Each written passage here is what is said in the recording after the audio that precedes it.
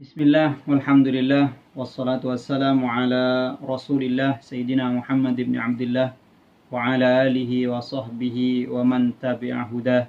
Amma ba'du.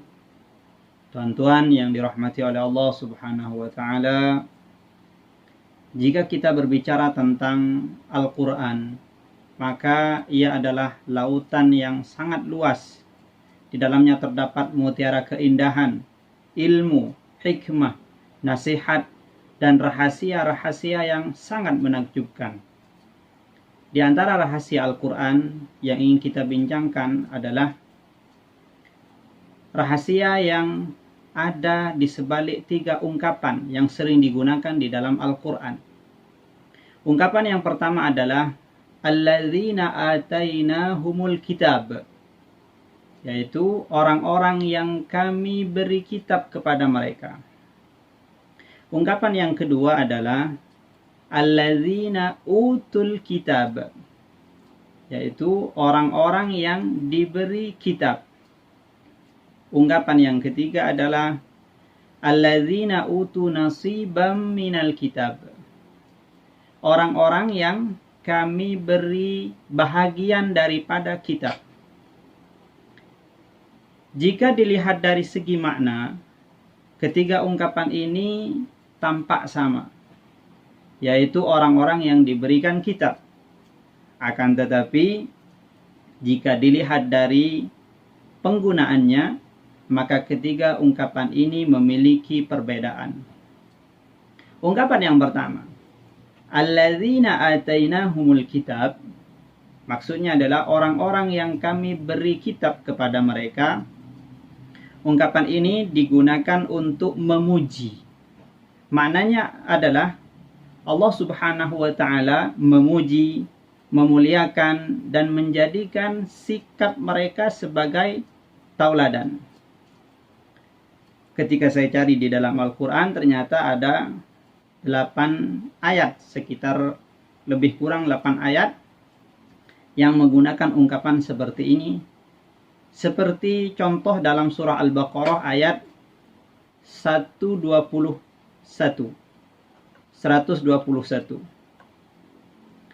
A'udzu billahi minasyaitonir rajim. Alladzina atainahumul kitaba yatlunahu haqqa tilawatih.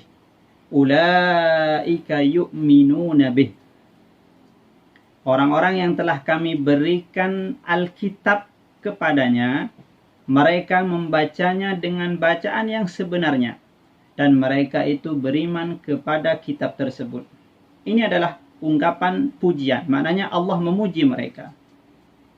Kemudian yang kedua adalah ungkapan alladzina utul kitab, orang-orang yang diberi kitab. Dalam bahasa Arab, ungkapan ini disebut dengan istilah bina majhul atau ayat pasif, sehingga terkadang digunakan untuk memuji dan terkadang juga digunakan sebagai bentuk celaan terhadap sikap mereka. Di antara ayat yang digunakan untuk memuji adalah ayat dalam surah Al-Baqarah 144. A'udzu billahi minasyaitonir rajim. Wa innal ladzina utul kitaba la ya'lamuna annahu al-haqqu min rabbihim. Dan sesungguhnya orang-orang yang diberikan Alkitab, mereka itu memang mengetahui bahwa berpaling ke Masjidil Haram itu adalah benar daripada Tuhannya. Jadi ini adalah ungkapan yang digunakan untuk memuji mereka. Kemudian ada juga ungkapan yang sama tapi dalam bentuk celaan, yaitu dalam surah Al-Baqarah juga ayat 145. Walain ataital ladzina utul kitaba bikulli ayatin ma tabi'u qiblatak.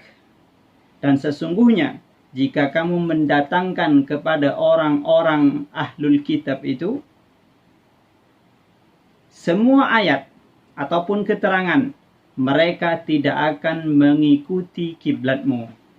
Jadi kedua ungkapan ini sama, menggunakan alladzina utul kitab, tapi yang pertama digunakan untuk memuji, yang kedua digunakan untuk mencela. Kemudian yang terakhir adalah ungkapan alladzina utu nasibam minal kitab. yaitu orang-orang yang kami beri bahagian kitab terhadap mereka. Ungkapan ini mengandung makna dzam atau celaan terhadap orang-orang yang memiliki sifat yang disebutkan di dalam Al-Quran atau di dalam ayat tersebut. Seperti dalam surah An-Nisa ayat 51, Alam tara ilal ladzina utu nasiban minal kitab yu'minuna bil jibti wat taghut wa yaquluna lil ladzina kafaru haula'i ahda minal ladzina amanu sabila. Apakah kamu tidak memperhatikan orang-orang yang diberikan bahagian kitab? Mereka percaya kepada jibti dan taghut dan mengatakan kepada orang-orang kafir bahwa mereka itu lebih benar dan lebih mendapatkan petunjuk jalan daripada orang-orang yang beriman.